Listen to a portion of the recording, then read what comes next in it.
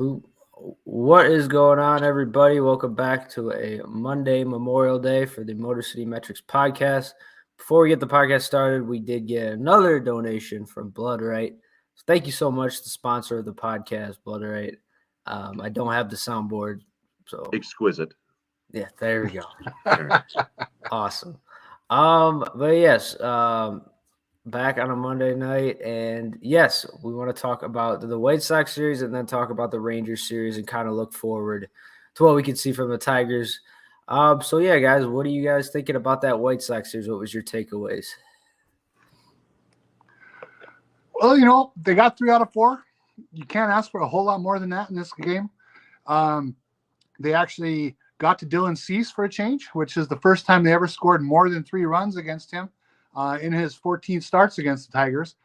He came into that game with a 1.0 ERA over his last 8 starts against Detroit. So that was kind of fun to see. Overall, it was just a great weekend of baseball. The Tigers got people excited about possibly moving into first place. They won some thrilling comeback games. As far as baseball weekends go, that was one of the better ones around these parts in a couple of years anyway.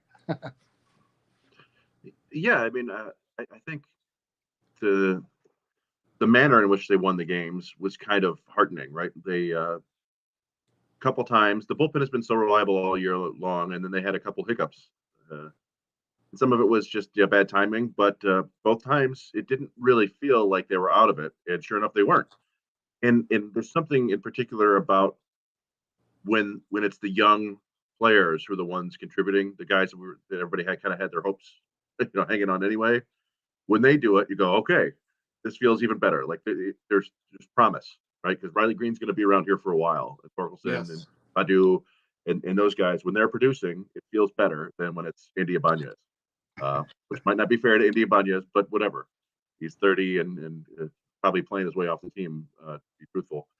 But yeah, and you got the added bonus of taking down a division rival, 3 out of 4. So yeah, it was a pretty darn good weekend for baseball in the Motor City.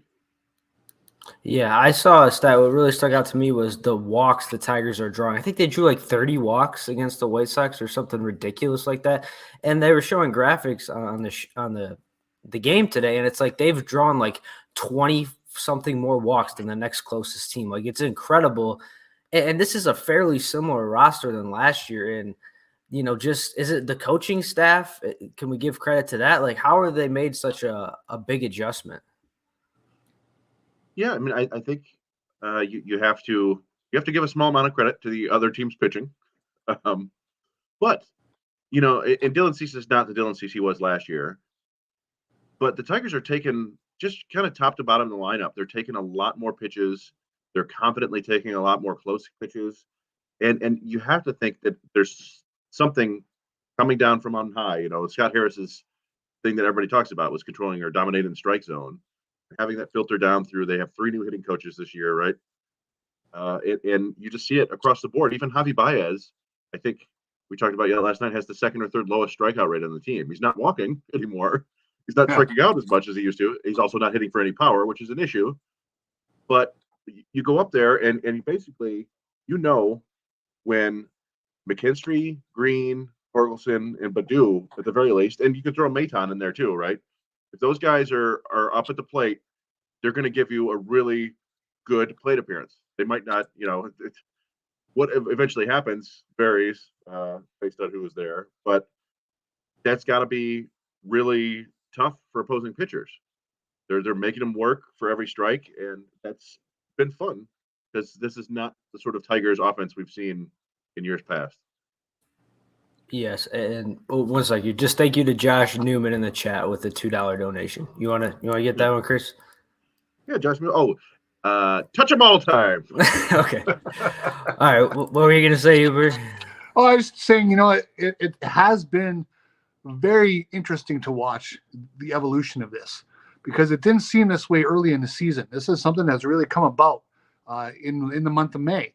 So now, obviously, will it continue going forward?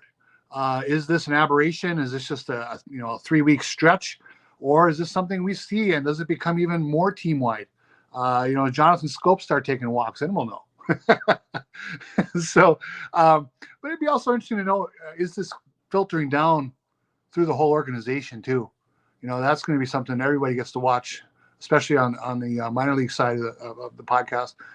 Is that something that's going to filter on through down to A-ball even? Yeah. Yeah, and a couple guys in particular we wanted to cover. We've already touched on them a little bit. Do the Tigers have more than one All-Star in their lineup right now?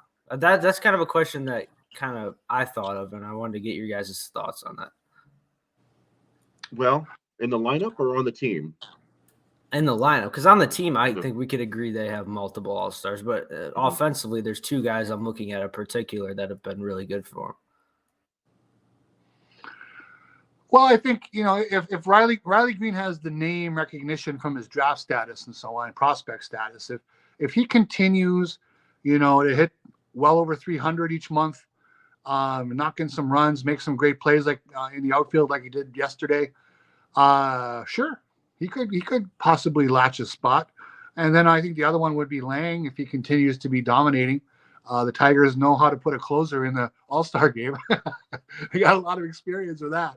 So other than that, if you want to talk about McKinstry and a few others, possibly, but I would be a little surprised if it stretched much past Greene and Lang. Yeah, All-Star stuff is always so, vague.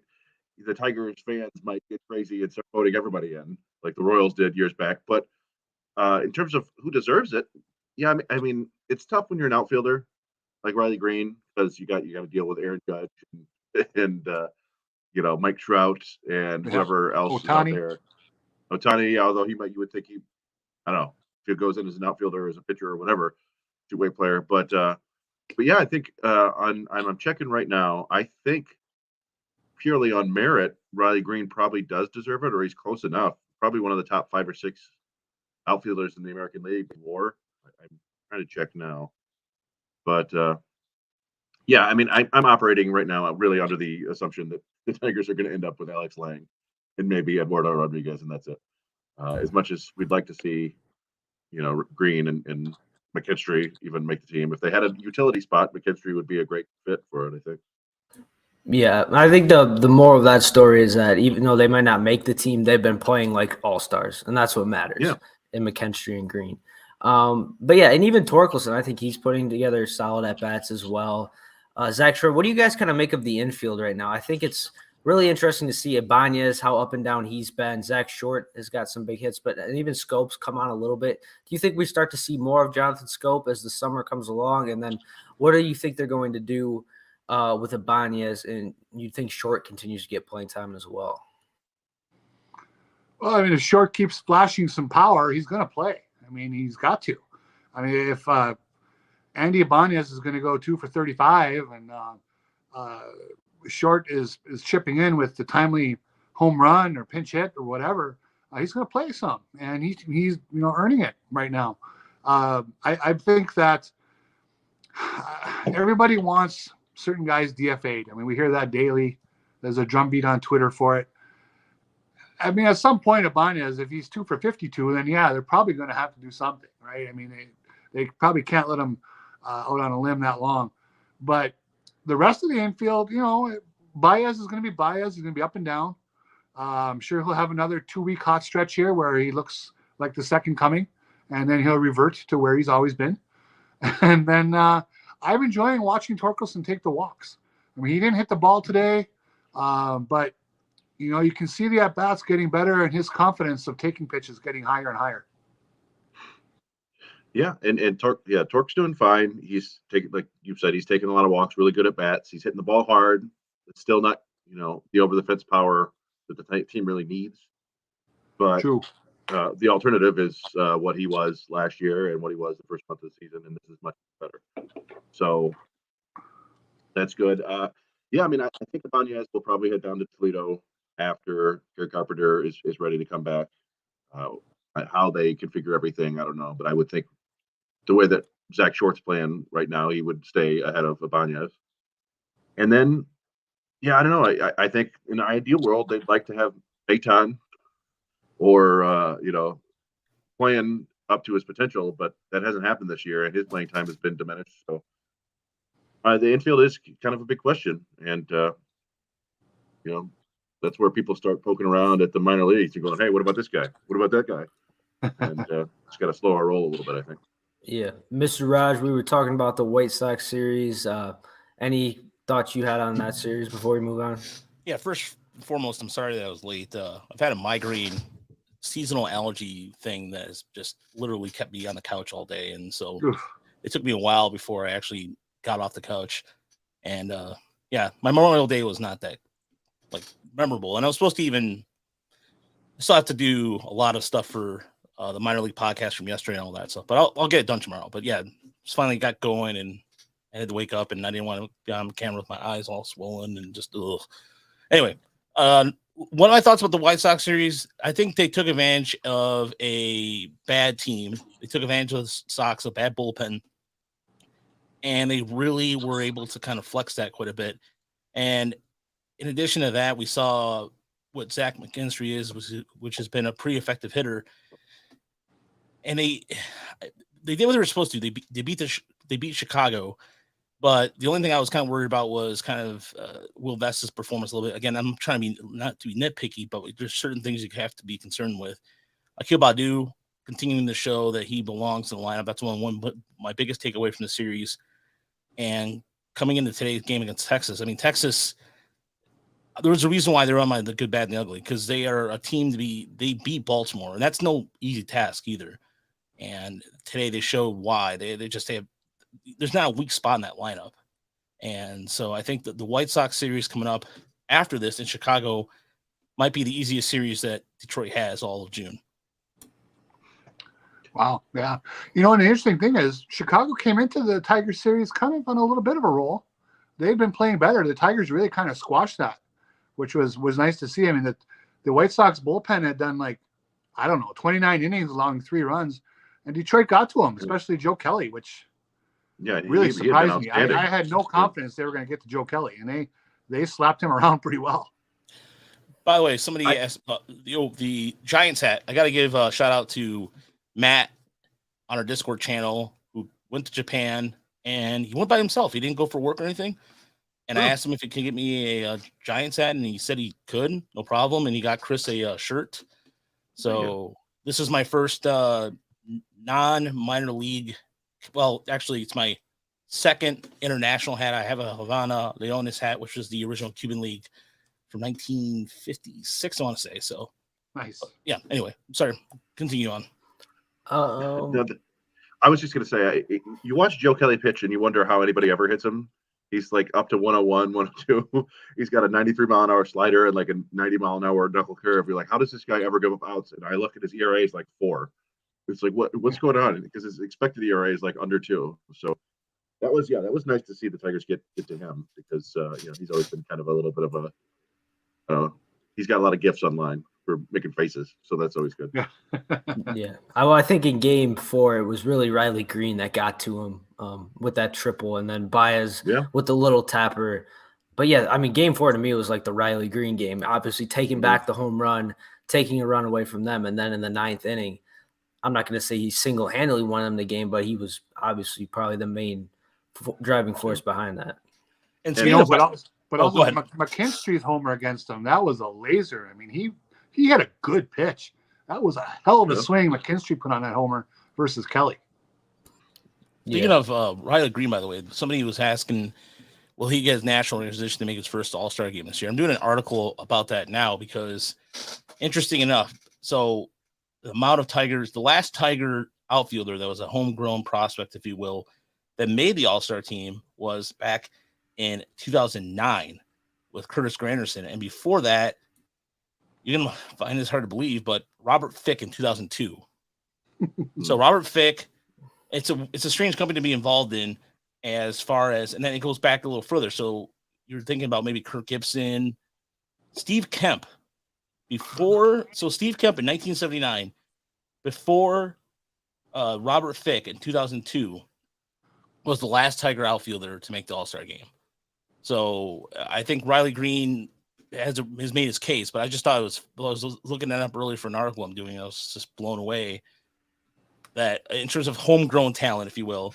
Dimitri Young was was another outfielder that made it 2003, but of course, Well, signed him. Does Fick count as homegrown because he came from the Astros? I thought Fick was drafted here. I don't think so. I think they got him from the Astros in a trade. I'm pretty sure. I thought Robert Fick was homegrown. Let me double check that, but I'm pretty sure Robert Fick was a draft pick because they were talking about him. Excuse me, during the I could be wrong, but I thought he came in a trade. No, yep, he was drafted by the Tigers twice in the 43rd round in the 1995 draft out of high school, and then again in the 5th round in the 96 draft. Okay. Yeah. So. Oh, I'm thinking of Mitch Molesky. Yeah, that's okay. That's a good one. Yeah. Robert Fick was when they did that whole thing on UPN 50 when the Tigers last game at Comerica Park, Tiger Stadium. They're talking about the future.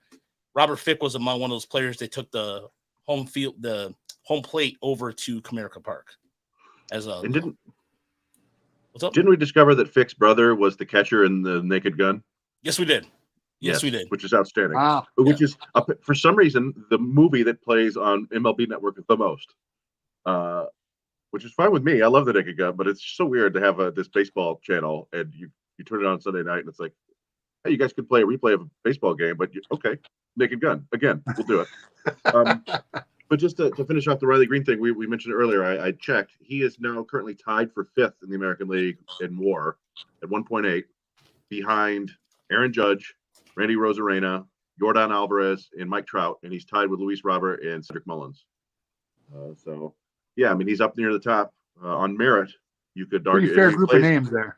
If he keeps playing the way he has been, he probably will pass a couple more of those guys. So, yeah, it's just a question of, will anybody pay attention to the national level? And I don't know. It's hard to. I don't know if anybody pays attention to anybody on the national level anymore. Yeah. We did have a comment from Noah Conley, a loyal listener. He said he had leg surgery on last Thursday for a fractured fibula. So we wish him best of luck in his recovery process. Speedy How recovery. did that happen? I'm always curious about how these injuries happen. Oh, he'll probably tell us, or he might make up a story or something. Yeah, something really good.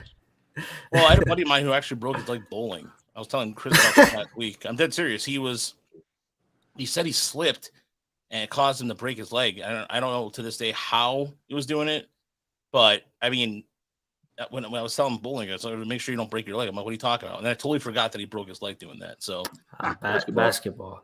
Yeah. That makes sense. You guys have any stories of breaking a bone in a dumb way? Because I do. I do too as well. But go ahead. Let's hear it. Let's hear it. I was on the monkey bars. I was in 1st grade. On the monkey bars. No, listen. Okay. My mom was always emphasizing that after your dinner, wash your hands and dry your hands. And I was so eager to go back outside. I washed my hands. My hands were still wet. Jumped on the monkey bars, slipped. My hand landed right on a rock, and I broke my wrist. And the whole entire time I went to Spain with my family, I was in a cast the whole time. So that was a pretty stupid. Had I dried my hands, I would have broken my wrist. So. All right, let's hear it. People in the chat, let's hear your stories, and then Chris, can you top that one? You guys don't have good ones? I have a couple. Not really.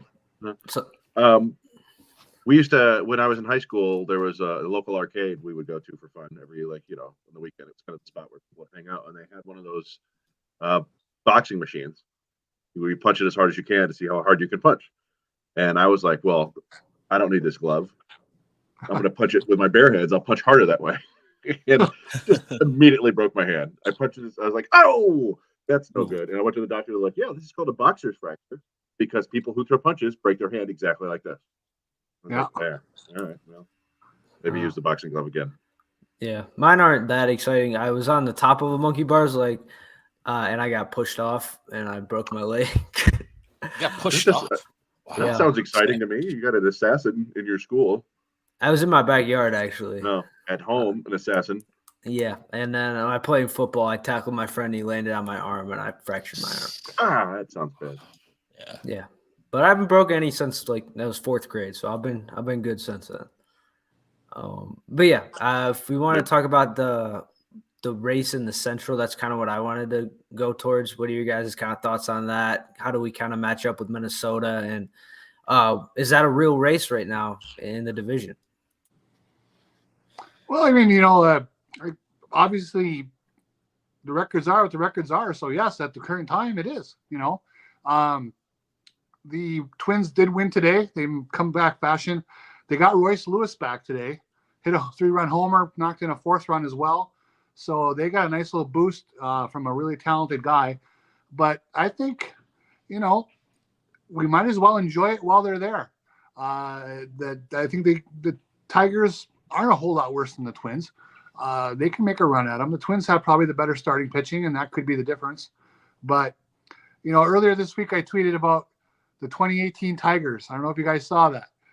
That team, a lot like this team. Early in the year, they were trying to get to 500. They were so close. They just couldn't quite do it. They were 2.5 games out of first place on June 17th. They were 36-37. And a lot of guys that I know very well who are really devoted, smart fans were saying, I love this team. I love this, how they're playing. They're playing with guts and pride and heart and the whole deal. And, of course, they finished 64-98. So where's this team going to go? I don't know, but I think we should enjoy it while they're there. Yeah, I'm in the same boat as you, Per. I love to. I mean, as far as the rest of June is a brutal month. Talked about this yesterday on the minor league podcast. The schedule is not favorable for the Tigers, and they have to really, if they can navigate that somewhat close to 500, then I would get a little more excited. But the one thing about the Twins that you have a couple guys that are just extraordinary talented and just guys that are they can make a big difference.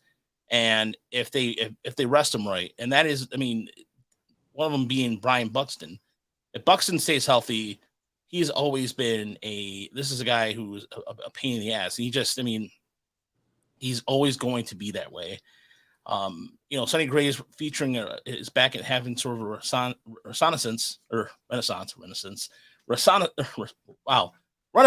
Wow. There you go. I don't know why I could not say that word. Like I said, maybe it's just a migraine thing, but Joe Ryan, they have a lot of guys that can really go out there and pitch. And not to mention too, one of the things about Minnesota that if they can get some consistency in terms of back end of the bullpen too, they have one of the best guys in the game. And Duran, yeah. And Duran is just 102 without even trying.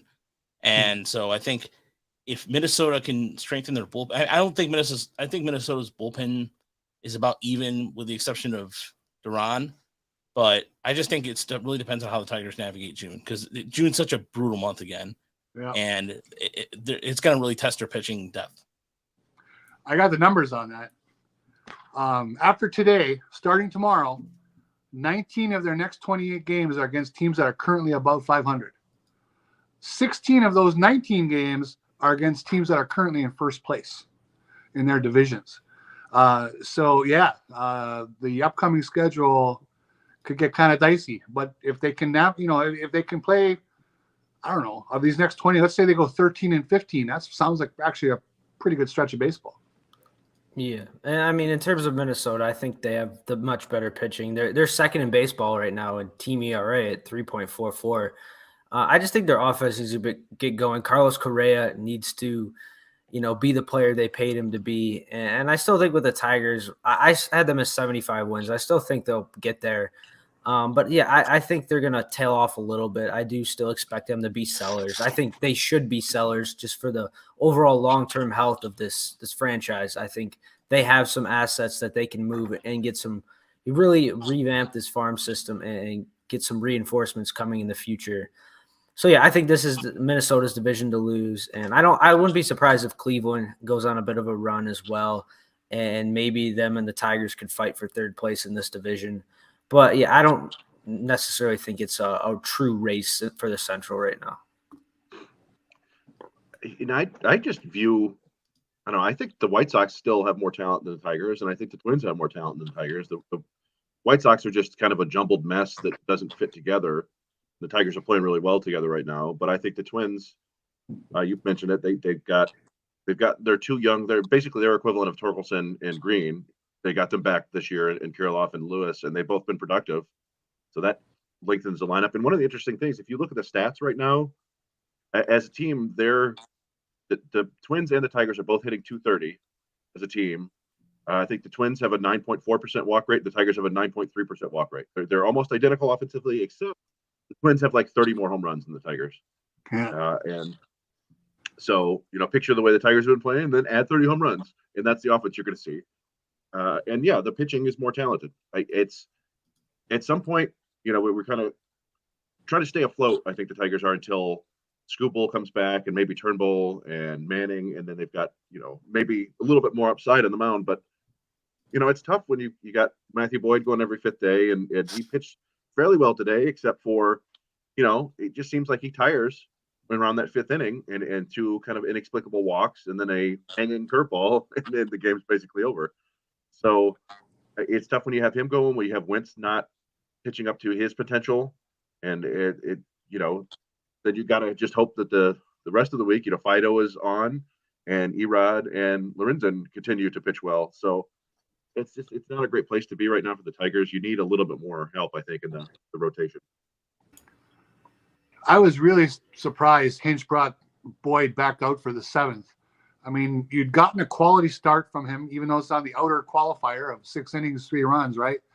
I don't know why. Even his pitch count is low, I get that. But, boy, he's gone through the order twice. He's starting that 3rd time through. And why do you want to start a rally in the 7th and put that in play? So that was very questionable to me today. Yeah, Boyd was acceptable today. I mean, he wasn't great, but he got by. The offense just had no answers for Eovaldi and no power at all. Well, and we've seen what people have been complaining about lately, right? Is they had the bases loaded with nobody out and didn't get a run out of it. And that's just, it's endlessly frustrating because we've seen that this offense can kind of scrap and claw if they're down by a couple runs, but it's tough when you're, blowing golden opportunities like that every game. And I don't know what you do about that. We talked about it before. Like, I feel like that's eventually going to even out if you keep getting guys on base, but it's super frustrating right now to see it happen over and over again. I will say I like what Aberdeen Blade said in our chat, which is I think the Tigers will and should take a similar approach to the Wings this season, competitive up to the trade deadline, and then sell and preserve your core. And I think that's what's going to happen. Just based off what I've been hearing too as well, the Tigers they're not going to do anything rash. They're going to wait till the last possible minute to make a trade, and that's probably the right approach, because at that point, you know exactly what you'll have in Cole Keith, some of your prospects too as well. The draft will have taken place, and so you'll have a better idea of what the farm system may look like too. Because if they did something now, I just don't think. I mean, you can continue to search the waiver wire, which is what they're doing anyways. I mean, the Tigers is active on the waiver wire as a single guy on Tinder or whatever. I don't know. That was a bad analogy, but my point is, the Tigers are doing. They're swiping a lot. But they're swiping left a lot. The point I'm trying to make is that it's simply put, they have to really. I think they have to stay put really, and they will, because they're going to continue to see what they have among their team, and so. If we see, for example, people always talk about having Justin Henry Malloy up here. He's had a really bad month in May in Toledo. At some point, though, in late June, July, then you'll see another, probably a good idea of what they'll bring up at some point. Yeah, and I did see a comment from Sean Michael. He said trade deadline will dictate who wins this division.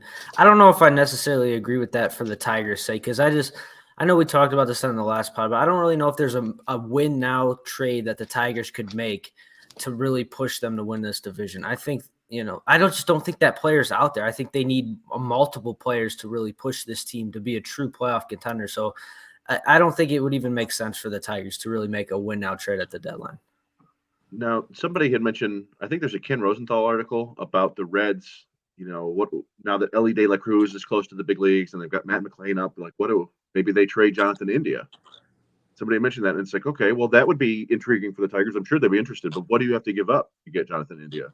Is it Cole Keith? Is it Matt Manning and Cole Keith? Is it Akil Baddoo and Matt Manning. What do you have to do? So I don't know if they're in the business of trading for anybody like that, but there may be some bats out there. You never know. Also, why would the Reds get rid of them? I don't know. They just find a different spot for guys who can actually play. But who knows? Yeah, there doesn't seem like a lot of teams that are really going to be rebuilding or selling at the deadline.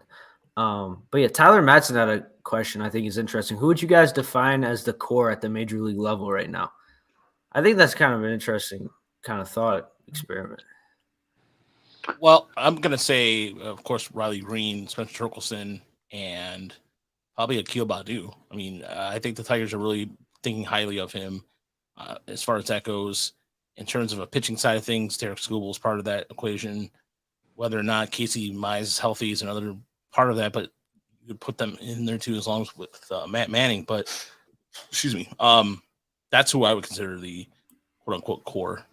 McKinstry? No McKinstry? Again, it's too early to say. I want to see a full season before I can say he's quote unquote part of the core. He is a good part of what they're doing right now, but again, the way that Scott Harris has been done things before, you could flip him. Who knows? Yeah, I'd put McKinstry in the core right now, just by the way he's been playing, and he seems like an ideal leadoff hitter. He just turned 28. I think he's got like 4 or 5 years of team control left, so there I think would be no rush to trade him unless he's playing like this, and you're like, okay, well maybe we can get something for him. But the reason why I don't put him in the conversation is because I have no merit of history of what Scott Harris has done with quote unquote cores. You know what I mean? Like in San Francisco, there was a somewhat of a core, but it wasn't really. I mean, even with the Cubs to a certain extent, there was a core of players that were drafted through. But San Francisco, in the case of San Francisco, same thing. It was a few guys, but I don't know. Like why don't put him in there? Because I just don't have enough history to say and go, okay, this is what they've done before. Because you know what I mean. So it also, I guess, depends on how you define the core. Like, I think Tigers fans want Greene and Torkelson to be that center of the team for a decade plus, right? Like these are the guys that are going to be Tigers. If they play up to their abilities, they're going to, get numbers on the wall and statues one day. That kind of core. And what was interesting about Harris's run with the Giants is that there was already a core in place. They just had all gotten old, and then suddenly they all got good again. With Crawford and Posey and Longoria, and all those guys were randomly good, Brandon Belt. And then they brought in all these supplementary pieces who really helped. But, there wasn't like a young core that they were building around at that point. So I don't know. I'd like to think Skubal and maybe Mize eventually, and those, Greene and Torkelson. But, I don't know. I would also not. There are very few players in the organization that I wouldn't consider trading right now. It's basically Greene, I think. I think there's a price for everybody else. Yeah, I think if you're taking in terms of I'm trying to think of the old wrestling WWE. So everyone's got a price. That was Ted DiBiase? Yeah, Ted DiBiase. Everyone's got a price. $1 million man. And Virgil. And Sean, look. Sean, again, you're trying to point in Kerry Carpenter. You know why I haven't put Kerry Carpenter on there, Sean? Because I haven't seen a full season of him yet. Okay, that's why. He hasn't looked great. He's rehabbing right now in Toledo, so you're not expecting much. He's getting some at bats. He hasn't looked great yet. There's a lot of strikeouts, but exactly. Yeah, it's tough. It's tough. And he struggles in the outfield too.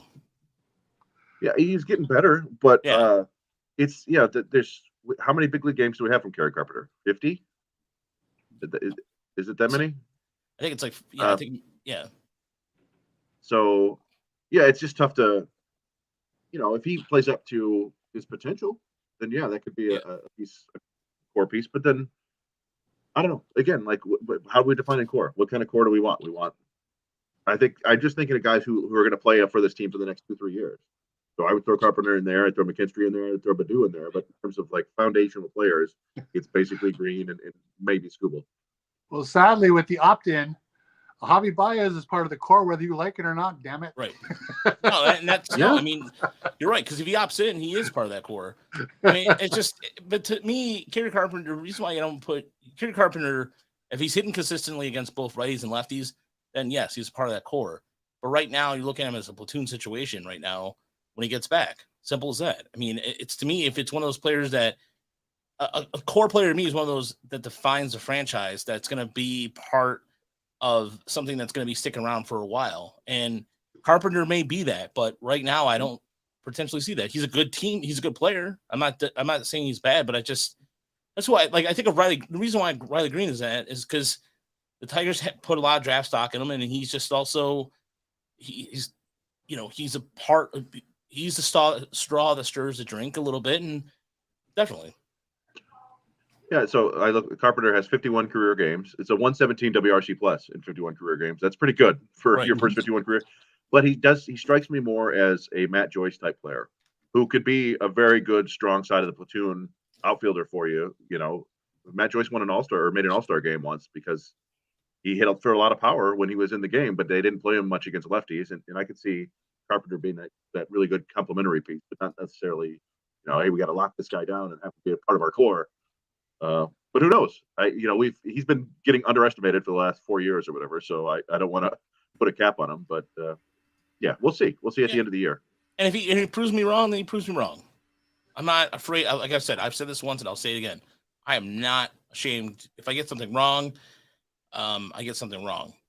But I just don't, like if he gets on his pace for 40 home runs through his first 50 games, he has 10 home runs in 51 games, which would be about 30 home runs over a full season. Very which nice. would be great. Who's the last Tiger who had 30 home runs? It's got to be JD, right? Maybe Miggy? Upton? Yeah. Upton. I think it was Upton, maybe, but did he top 30? Yeah. But go ahead, Yoop. Well, I was going to say, when they win the World Series in 2026, Riley Greene's going to lead that team. Okay. I don't know who else from this roster will still be there then. It could be a massive turnover. But I think it's Greene and Torkelson. That's really the answer. If you want to put Colt Keith on there and with a big wish sandwich, that would be great. Skubal is a possibility if he comes back, but boy, arm injury, that's, Tommy John in the past, how much stock you put in him. So really it comes down to Greene and Torkelson. As we've said all along, that how this year goes, so goes them. It's damn chair. I've had this chair for 4 years and it's time to get replaced. It's cracking. Yeah, but the only thing I would add to that is, like, to me, the core is, like, who do you see on this team when they're competing for a World Series? Like, when they're really competing, who can you look at on this roster right now and be like, he could be a piece to that? And I think that's what I would define. So maybe that's Mason Engler, if he could be a long reliever for them, or Langs or Foley if they stay around. Yeah, no, Lang is one of the best relievers in baseball right now. And most of the time, those guys disappear after 2-3 years. Their arm just kind of flakes away. But sometimes they stick around for like a decade. Lang strikes me as a guy who doesn't quite throw enough strikes to be one of those guys. But who knows? He could be an elite closer for 3-4 years, and things move quickly. The Tigers could be a contender in 3-4 years. So sure, throw him in there. And I wouldn't count out Veerling or Maytown. More Veerling. I think Veerling could be maybe a fourth outfield type, maybe a platoon hitter. But I think him and Maytown are kind of on the outside looking in, and they're going to have to prove that they can really be a part of this. But, yeah, that's pretty much all I had on that. Do you guys have anything else you want to add to the core talk? Well, if we're going to go in the minor leagues, then so now you're opening up a Pandora's box here. So if you're talking about, if you're going to go, let's just do it like this. Who do you see on this team in 2026, 3 years from now? Well, so third base, I would say Cole Keith. Shortstop, maybe Christian Santana, but I know he has struggled this year. He'll still be under contract, yeah. Jace Jung at second, Torkelson at first, and then I think the outfield is really, really exciting for the future because you're going to have Greene, Baddoo, Parker Meadows. You're going to have the third overall pick, which is probably going to be an outfielder. You have Roberto Campos. Maybe Kerry Carpenter sticks around.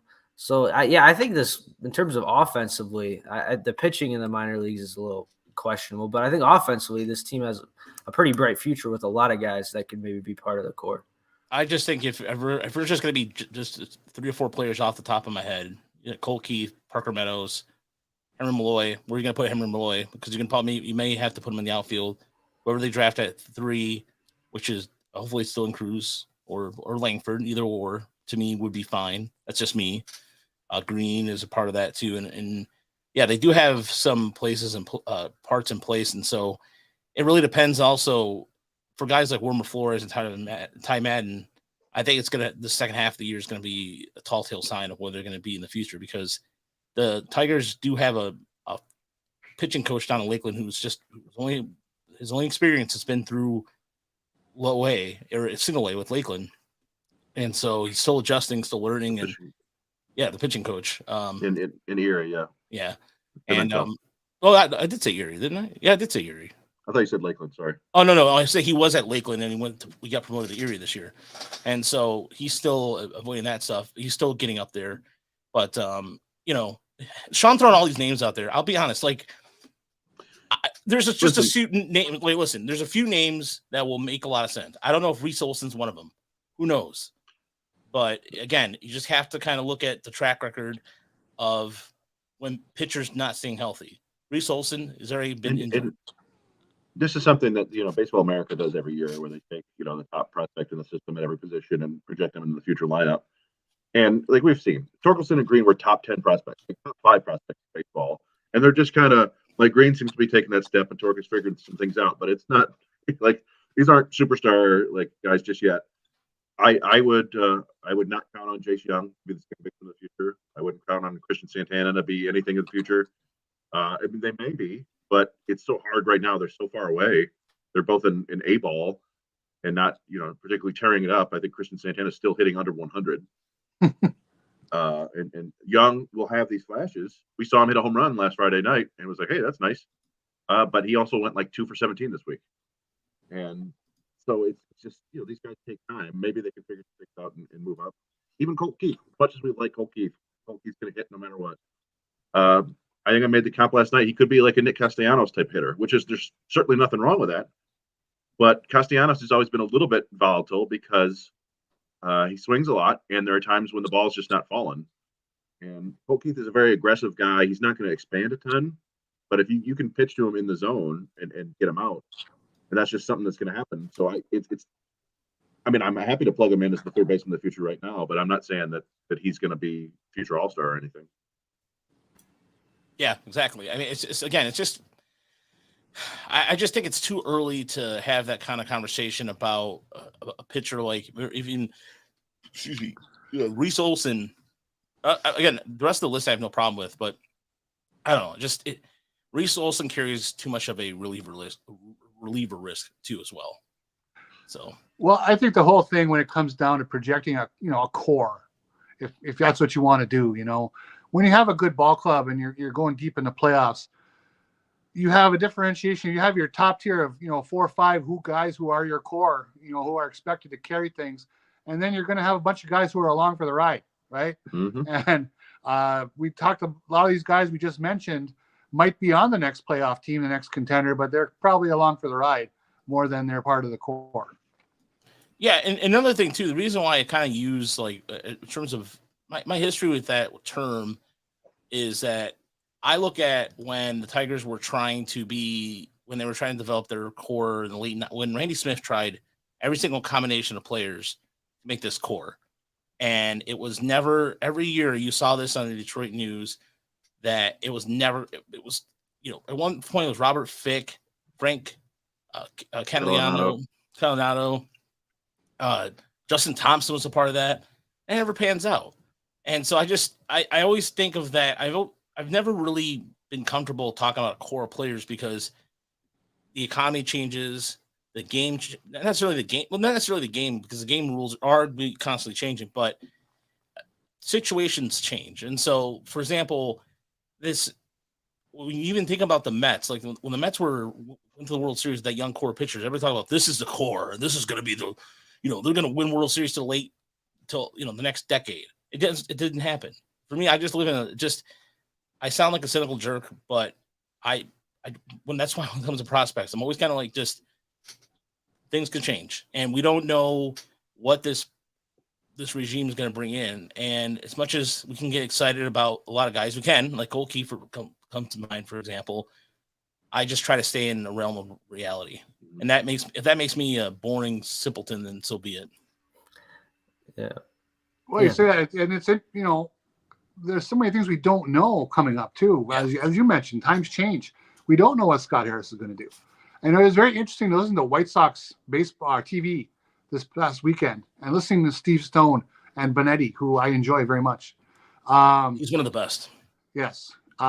They're convinced that Detroit is going to spend money this winter. That's what they hear. That's their thought.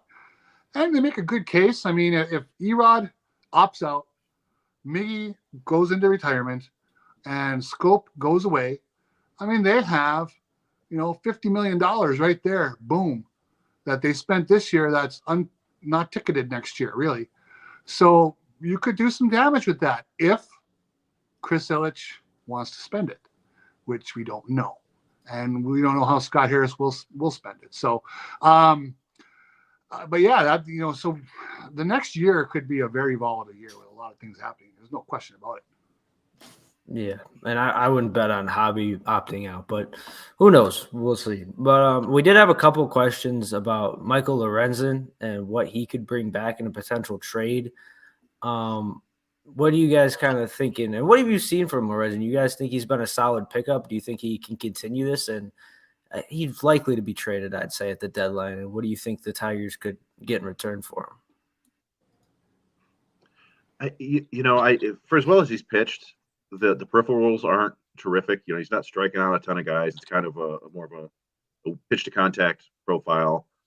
He might be intriguing to a team as a potential starter who they could then throw in the bullpen in the playoffs, which would maybe get him a little added value. But I think, it always depends on who's buying. But he strikes me as kind of a team that just needs an arm down the stretch that they were like, okay, we need some extra innings. We'll get him. And I wouldn't expect, he's cheap, but it's a 1-year deal. I wouldn't expect anything more than like a B- C+ prospect, like somebody who's 20th in a system, something like that. Yeah, I would agree. Because again, Chris started to touch on where I was going to go. He would be a team that needs depth to get through September, right? I don't think any contender is going to target him as a guy we're going to give the ball to in game 2 of a playoff series. I don't think there's any chance, very unlikely. So who's going to pay up for that? But yeah, he could be a bullpen arm for somebody and do some damage for, like a 2-inning stint in a playoff game. I could see that. Yeah, he's one of those guys too. I think that if the Tigers decided to make a move on, they would probably get somebody that I guarantee you, if it would be probably a maybe a low level prospect that they could see a lot of potential on, where they see the numbers and go, oh, some people might look and go, oh, those numbers don't look well, but the Tigers might see something. So yeah, you're not getting really a lot. I mean, if they do, it's a lottery ticket essentially. You can kind of flip it on their head. Okay, so Lorenzen's 31. He's looked pretty good this year. Would you want the Tigers to sign him to an extension, like a 2-year deal or a 3-year deal, and how much? And if you could answer that truthfully, then you could figure out how much he might be worth to another team. Yeah, the only thing I would add is I'm not a GM, obviously, but I would hope that maybe they could package Lorenzen with another one of the trade chips they have, like maybe a Lange or a Foley or even Eduardo Rodriguez, and maybe with somebody get a better prospect. I'm going to be a minority here and say, do not trade. You have no reason to trade Alex Lange and Jason Foley for how much years they have control left. To me, this makes no sense. Like if you're gonna stay competitive, you want to keep those guys as long as humanly possible, unless you get a trade that's gonna knock you off your feet. But I honestly, those guys don't grow on trees, and I don't see what the purpose would be unless they're going into like their final year of a contract. And then, maybe that, but those two have been the reason why the Tigers are staying in the game. So yeah, there's, I think if you're going to trade Erod, that's one thing because he can opt out. That's one thing. But those two, Lange and Foley, I don't see no purpose in trading them at all. Well, yeah. I mean, I understand that, but I also understand that they once upon a time had Michael Fulmer. They never traded him. They had Matt Boyd, never traded him. When these guys' values is as high as it is right now, you want to capitalize on that. Granted, but that was under Al Avila, and that's a different type of Al Avila.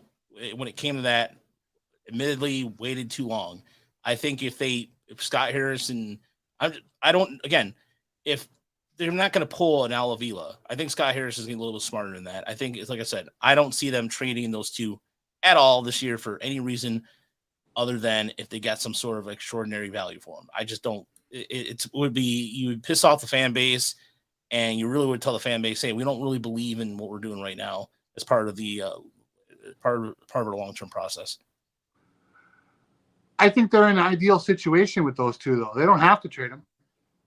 Right? They don't have to. They have a lot of team control. You can trade them 3 years from now. But I would definitely have a price, no question.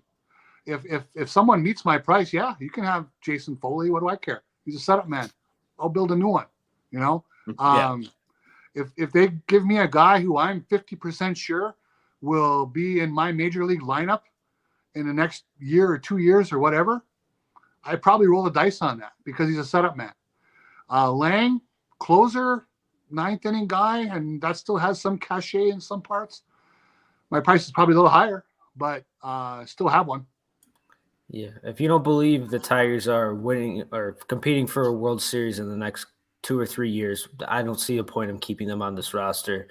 And if you can get a prospect or two that you think can be an everyday regular or maybe a starter in your rotation, I don't see the point in keeping these elite relievers around on a 70-win ball club. But like I said, unless they get something that has to knock them off their feet, I just don't see that happening. It just doesn't make any sense to me. And also, you might say they may grow on trees, but I look at the Tigers farm system right now, and outside of maybe Olsen, and I mean, you don't know what you have with Brisky. You don't know the rest of it right now. El Delado's been out pretty much the entire season. We haven't seen him that. Some of the bullpen arms in Erie and Toledo do not. I mean, Toledo right now has been a walking injury list of players that have been on the IL on and off. Erie, same thing. They just haven't had a consistency out of their bullpen at all. West Michigan, you can look at West Michigan, but there's no guarantees that those arms will be major league arms either. And so, I mean, maybe there's one or two tops on that roster. Forget about Lakeland. I don't even want to talk about Lakeland. Lakeland's it's in rough sled right now, but Wasteland. It's a wasteland right now. But look, bottom line is this, and somebody said this here. If you're only going to, and Michael said it best, unless you get top 100 prospects at AA or higher that are going to be ready to go to play and be impactful on your team, there's just no reason for me to trade them. It is just, to me, it's just, you know, and Jordan makes, jump shot Jordan too also makes another point. Brendan White's been kind of getting beat up. I'm sorry. I just, if the Tigers traded those guys right now for lottery picks, essentially lottery picks, but lottery cards, then it would just, they're in a powerful position right now because they don't have to trade them. Right. There's no urgency, but that's a good thing. You can turn that on teams and say, hey, you want this guy, you got to pay for it. And yeah, the price should be pretty substantial. I'm not saying to dump them, but again, I just don't think a GM who really believes in his team building acumen is afraid of dealing off relievers and trying to build a bullpen next year out of spare parts.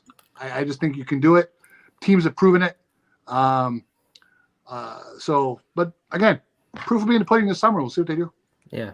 I mean, that's what I heard all this offseason was too, is like the bullpen is going to be in shambles. They got rid of their 4 best relievers, and Scott Harris was able to build a bullpen. So if you trust in him and you trust in this development of pitching, I'm all for trading him. I think it's the right move.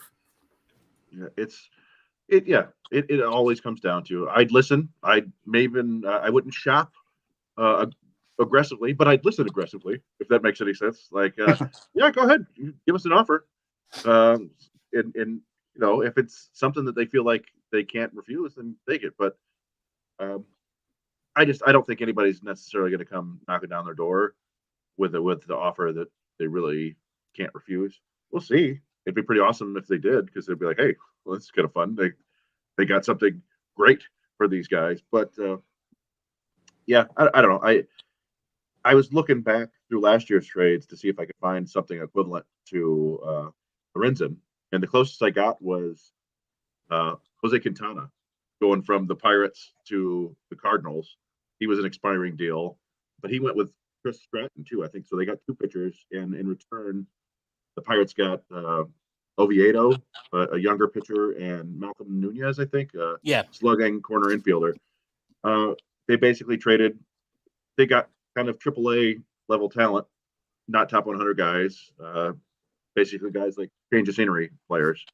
So that's probably what you get for Lorenzen this year, something along those lines. But I mean, one of the problems with like a Lang and Foley deal is there just haven't been many deals where guys with that much team control and that much success at the major league level have been traded for prospects. The one we talk about is Scott Efros for Hayden Wesneski, but that's the only one I can think of. And I mean, look, with the Pirates, they turn around and with Avelino, he's the second guy in their rotation. He's pitched not too badly this year either. And that was an example of the Pirates going over the Cardinal system, going, okay, this guy with the change of scenery would probably help him out. And they've been able to hone in on what he does best too. And changing his pitch mix. I don't think you can't give all the credit to Scott Harris rebuilding his bullpen. You have to give credit to Chris Fetter and the organization for taking those two. Foley was already getting better last year, and same thing with Lang. Lang just walked too many people. Now he's cut back the walks. I just think, you can bring in the case of Chase Shreve. Mason Eglert was a really good, talented draft pick, because they saw something down in Double-A Southern, and they were able to do something with it. But I feel more or less it's Fetter and company versus Scott Harris at this point. Yeah, they've added some. It's like Tyler Holton has been pretty solid. Harris has done some decent work in the bullpen. Yeah, but the two big guns were guys who have been here. So but I don't know. We've talked about it before. Like I think Reese Olson could be a pretty darn good reliever down the road, given the quality of his stuff. It just he needs to not throw it right down the middle. But that takes time. We'll see. I don't know. I'm enjoying the Tigers being competitive right now, and it's one of those things. I really did like that comparison to the Red Wings. I don't pay a ton of attention to the Red Wings. I did more during the season because I was doing the Woodward Sports stuff and listen to those guys occasionally talk about it between mock drafts, and they would it was kind of fun, and then just like they had I could see it happening where they go and play the Twins or whatever, and they have a rough series against the Twins. You go, all right, well, that was fun while it lasted. Now let's get some pieces for next year and keep improving these young guys. But what you don't really want to do, I don't think, is then completely sort of tank your season, because that's just a bummer. And that's what happened in what you're saying, 2017? 2018. It I mean, I guess you could do it for draft capital, if you will. You get a better chance at getting a high draft pick. But we haven't really even dug into all the intricacies of baseball's draft lottery. Certain teams can't pick in the top 5 2 years in a row. I think certain teams can't pick in the top 10 3 years in a row. So it might not even do any good to sell off your pieces in bank. So I'm just kind of holding out hope that you get Carpenter back, maybe Meadows comes back, Scoville comes back, Manning and Turnbull, and then they can just keep competing deep into the season. Yeah, I just want competitive baseball, and if they get close to the postseason, great. If they don't, it wasn't anything I expected, to be honest. We saw the crowd, the fans are hungry for it. I think the crowds were pretty darn good this weekend. Is there anything else you guys wanted to add on to? The only thing I wanted to add on, really, before we get out of here, is the in terms of this week with the Rangers. Tomorrow and Wednesday before they go off, they have Thursday off before they go take on Chicago. So if they can win at least one of these games against the Rangers, against a team that's, again, one of the best teams in baseball, if not in the American League right now, the Tigers are looking at a situation where they would finish. See here, I have this pulled up real quick. In terms of schedule wise, they would have for the month, they're going to finish with a winning month. I mean, even if they lose these next couple games. So that's positive. The run scoring, like I said, you want to see that it's right now, it's 107 to 113 in terms of how many runs are given up. So if they can, even if they won this series, that'd be fantastic. But, so Detroit Degenerate in the chat said, I saw an article on Wilson Contreras for Erod. The other circumstances around the pitching and catching in St. Louis is possible. I think there's got to be a lot more to that. For that to me, Wilson Contreras straight up for Erod. No, Tigers should ask for hell of a lot more than that. So I mean, they just signed Contreras to a long deal, didn't they? I mean, yeah, he's yeah, like 4 or 5 years they have him, so that'd be an interesting one to say the least. yeah. I think if anything, they would probably go for after an outfielder or something like that, like Juan Yepes or Tyler O'Neill or something like that. But no, other than that, yeah, the Tigers they're going to be over 500 for the month of May, and that's one step in the right direction. Keep doing that every month, and maybe you got a stew going. Yeah, I guess so. It's Fido versus Martin Perez tomorrow, and then the next game it's to be determined because they've talked about maybe using an opener ahead of Wentz to get him out of his head or help with some issues there. So I'm kind of curious if they do that, who they would even use as the opener. It would Alexander Engler? I thought maybe Englert. He pitched today, didn't he? Did he pitch long today? I can't remember. What was it? I mean, you'd just be using a guy for 1 inning or 2 innings tops, right. I would think. So, yeah, maybe you get 2 innings out of an opener and then you start Wentz in the bottom third of the order or something like that. But I don't know. I don't know if it would be Will Vest. Would it be I don't think they'd use Foley that early, but it'll be interesting to see what they do because they really do need to get Wentz going or find an alternative because it's been really rough the last month. Yeah, they got Wentz has got to sit and figure that out. Again, if you want to check out his release points, some of the data that are involved in all that, go to TigersMLReport.com. Jerry did a really good write up on Wentz and his cutter reduction too. He's not using the cutter as much, or it's still an effective pitch, but he hasn't used it as much. So it's interesting to see. And on that note, so we'll be wrapping up this evening. Thank you so much for watching. Watching or listening. Of course, if you're listening to us, thank you. Subscribing on iTunes, Spotify, or wherever you listen to podcasts. We'll be back on Thursday with the off day, maybe with a guest. Maybe I think we might have Crystal or Janice on from the White Sox side of things. Talk some White Sox and Tigers as they head down the guaranteed rate field for the first time starting on Friday. And there'll also be a Tiger Monthly Report recap written article tomorrow coming out in the morning along with the podcast. So thank you again appreciate it. Thank you for tuning in. Appreciate it. And one last thing for people, there will be a podcast dropping with this Roger Yoder book that we got here. So it's the Ultimate Major League Series. John and I got the chance to talk to another fellow Roger about this, and so there'll be a link to purchase this book if you want to buy it. It's got every single Tiger stat you can think of. This is a big book. I mean, what is it? It's from Cobb to Cabrera, right? Yeah, from Cobb to Cabrera. I mean, this is awesome. All right, so Tyler got in the program, so you got this, and so this is thanks for anybody we're gonna put out the podcast for this tomorrow, and the whole conversation with Roger Yoder and how it came together. So we'll talk to you Thursday. Have a good week, everybody. Thanks again to Blood Right and Josh.